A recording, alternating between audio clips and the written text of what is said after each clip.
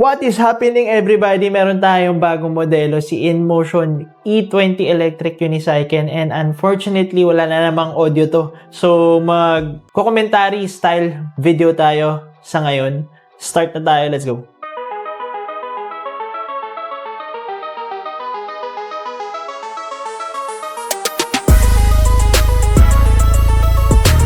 Fire edit. Boom, beautiful Maquinaria, baby.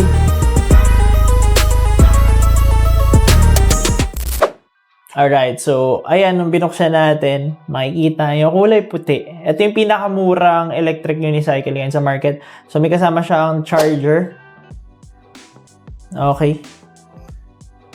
So isa sa kinaganda ng unit na to is hindi mo na kailangan mag-balance. Minimal balancing lang kailangan mo gawin kasi dalawa na yung gulong nito. So ayan, meron tayong kasamang manuals. Meron din tong app kung gusto niyo siya i-activate. Ayan, so binuksan na namin, meron siyang ilaw sa gilid. Yan, kailangan siya i-activate para mag-start yung self-balancing niya.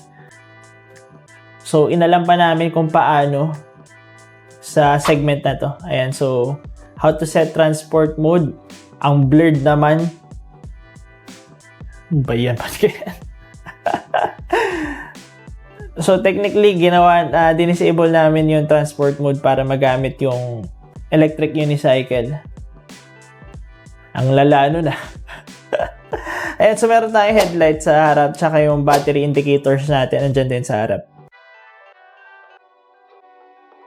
Ayan, kung makikita nyo dito sa video, yan, dalawa yung gulong yan. So, mas mabilis kayo matututo kung gusto nyo talaga mag-electric unicycle. Meron tayong paddings as well sa left and right. And meron tayong trolley handle sa taas.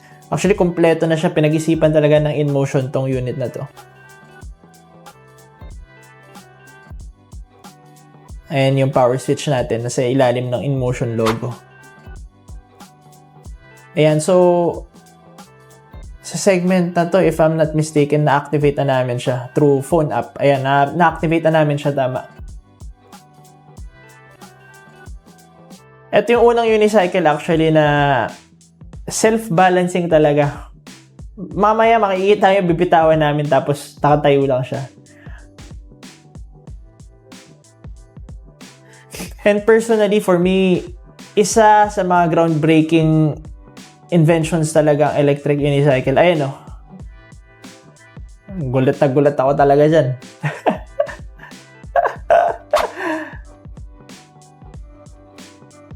Ayan, so try natin ngayon. Ayan, may pinipindot para bumaba yung handle, trolley handle niya.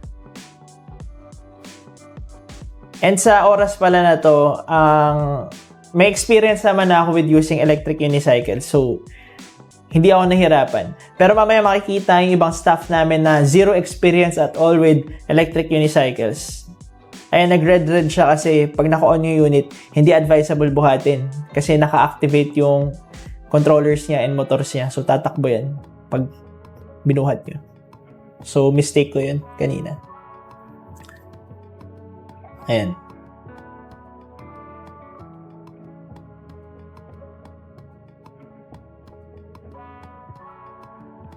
So, meron din siyang grab bar sa taas pala. Ayan, pinapakita ko lang sa inyo paano ibaba yung trolley handle. Ayan, tatry ulit natin, sakyan. Napahiya ako doon ng malala. So, kailangan mo lang mag-lean forward para mag-go siya, no? Ayan, so, sa segment na to, papakita natin na yung staff na di marunong, first time yung magta-try, nakuha agad sa first try. Ayan, o.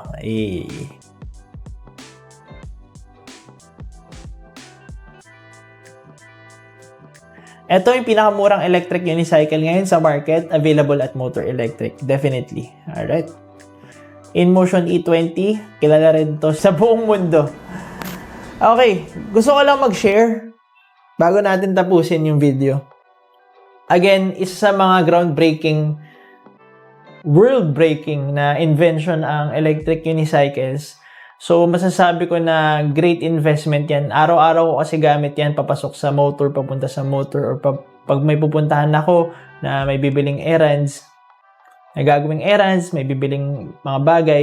Usually, ang gamit ko talaga is electric unicycle na sa ngayon. So, alam ko yung benefit and advantages ng electric unicycles. Very underrated yung electric unicycles ngayon sa market.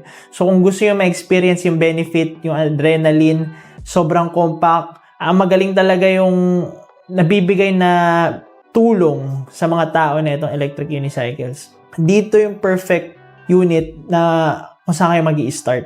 Kasi, mura lang. At, yun nga, dalawa yung gulong niya. So, mas matutulungan niya kayo makuha yung balance when using electric unicycles. Thank you for watching. If you haven't subscribed, kindly do. If you want to drop by, we are open 10 a.m. to 6 p.m. Monday to Sunday with a 12 to 1 p.m. lunch break. We are easy to find on Waze and Google Maps. Just search Motor Electric Vehicle PH Tondo.